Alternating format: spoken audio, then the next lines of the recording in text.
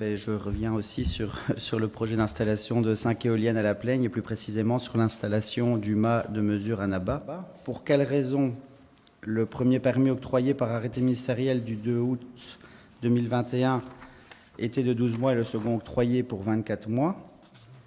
De plus, nous constatons la construction d'ouvrages en béton, donc des ponts sur ruisseaux, dans la zone convoitée pour le développement du projet éolien. Pourquoi? Cela a-t-il fait l'objet d'un permis urbanisme et de surcroît dans une zone agricole?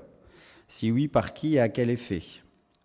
Aussi, plusieurs exploitations d'arbres ont été abattues dans la zone depuis plusieurs mois, pour certains sur des terrains communaux, mais ils tardent à être replantés. Pourquoi?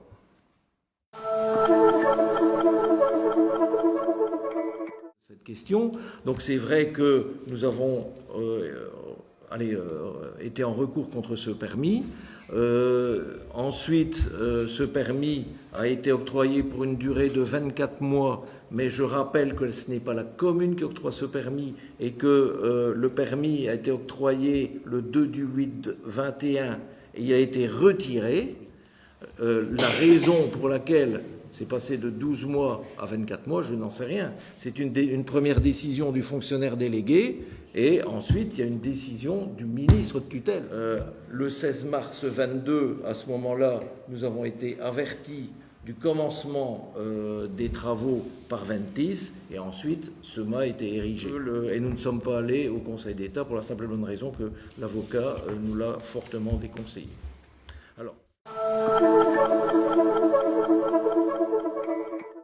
par contre, nous n'avons constaté, mais alors aucun travaux sur les ruisseaux, si ce n'est un projet participatif qui est en cours à la Vintelle de la Plaigne. Je pense qu'il ne faut pas amener amalgame et rumeurs dans ce genre de choses. Non, mais il y a des photos. Je m'explique, nous n'avons pas nous n'avons pas constaté ni d'entrée de permis forcément, ni non plus de travaux, quels qu'ils soient, à ce niveau-là. Les peupliers privés, je m'en occupe pas, c'est pas notre job, mais par contre, nos 130 arbres qui ont été abattus entre le Plamonnier et la rue du Bellois, ils ont bien été abattus, et il y a un projet de replantation. Le groupe Ensemble pour Brunehaut que nous représentons constate beaucoup de mouvements dans la zone convoitée, qui pourrait s'apparenter à une réelle préparation du projet éolien. En tout cas, certaines de vos réponses ne nous rassurent pas. Donc nous demandons qu'en parallèle de l'étude d'incidence en cours, la commune puisse lister les dates durant lesquelles des activités de débardage ou de travaux particuliers se sont déroulées dans la zone, afin de comparer celles-ci aux dates de relevé ornithologique et acoustique de l'étude d'incidence. Il y a fort à parier que le bruit de tronçonneuse ou autre engin à quelques dizaines de mètres puisse perturber ces relevés. Il nous est en effet difficile de croire en votre opposition farouche à ce projet en tant que bourgmestre de Brunehaut et lire votre position en tant que président d'IPAL dans le récent rapport d'activité sur le développement durable de l'intercommunal. Je vous cite, « Ce type de dossier n'est pas facile à gérer. Aussi, poursuivons-nous nos efforts pour augmenter l'acceptabilité sociale et paysagère de ces moulins modernes qui ont bien des qualités, dont celle de produire de l'énergie décarbonée. De même, l'implication d'acteurs publics est une garantie d'un service d'intérêt général dont les bénéfices reviennent in fine aux citoyens. » Fin de citation. Espérons que vous poursuivrez vos efforts à défendre les intérêts des citoyens brunehautaois sur base des nombreux arguments légitimes opposés à ce projet plutôt que d'en augmenter l'acceptabilité sociale et paysagère.